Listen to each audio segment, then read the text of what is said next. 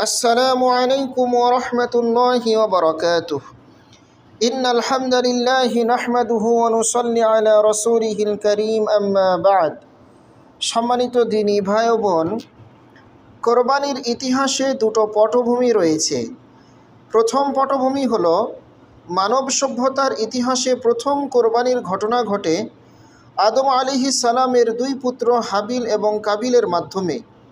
যেই ঘটনাটি কোরআনুল কারীমে উদ্ধৃত হয়েছে। তাফসির গ্রন্থগুলোতে এভাবে বলা হয়েছে, আদম আলাইহিস সালামের স্ত্রীর গর্ভে একই সাথে দুইজন সন্তান জন্মগ্রহণ করতেন, একজন ছেলে আরেকজন মেয়ে। এবং নিয়ম এমনটি ছিল, যেই ছেলেটি আগে জন্মগ্রহণ করবে, পরের যে মেয়েটি জন্মগ্রহণ করবে তার সাথে বিয়ে বৈধ রয়েছে। অর্থাৎ একই সাথে জন্ম নেওয়া, একই গর্ভে জন্ম নেওয়া দুই ভাই বোনের মধ্যে বিয়ে হওয়া এটা ছিল না, এই নিয়ম ছিল না। নিয়ম ছিল আগের একজন ছেলে এবং পরের একজন মেয়ে। ঘটনাসূত্রে দেখা গেল, কাবিলের সাথে যে মেয়েটি জন্মগ্রহণ করেছে সে ছিল অতীব সুন্দরী, এবং হাবিলের সাথে যেই মেয়েটি জন্মগ্রহণ করেছিল সে ততটা সুন্দর নয়। কিন্তু হাবিল যাকে বিয়ে করবে তিনি ছিলেন অত্যন্ত সুন্দরী। কাবিল এটি মেনে নিতে পারল না।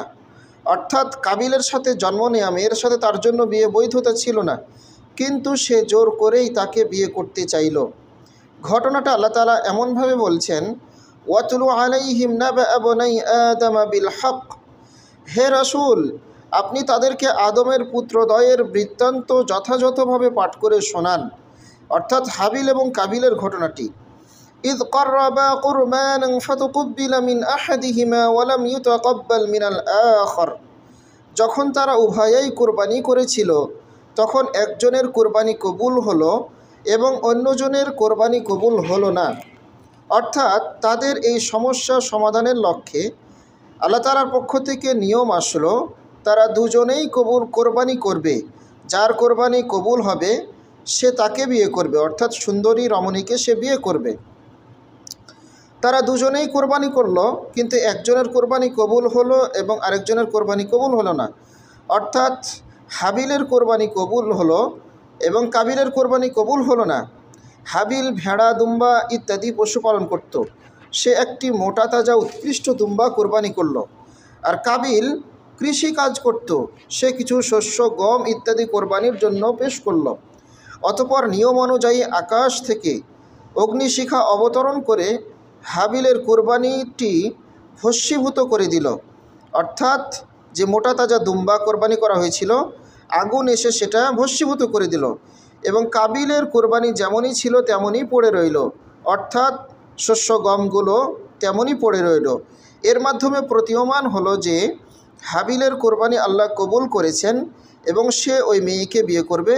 কাবিলের কোরবানি আল্লাহ কবুল করেননি এবং সে ওই মেয়েকে বিয়ে করতে পারবে না। হাবিলের নিয়ত ছিল সৎ আর কাবিলের নিয়ত ছিল অসৎ, এজন্যই হাবিলের কোরবানি আল্লাহ কবুল করেছেন, কাবিলের কোরবানি আল্লাহ তাআলা কবুল করেননি। এর পরের ঘটনা হলো, ক্বালা লাআকতুলান্নাক। কাবিল উত্তেজিত হয়ে বলল, হাবিলকে অবশ্যই আমি তোমাকে হত্যা করব। ইন্নামা ইয়াতাকাব্বালুল্লাহু মিনাল মুত্তাকিন।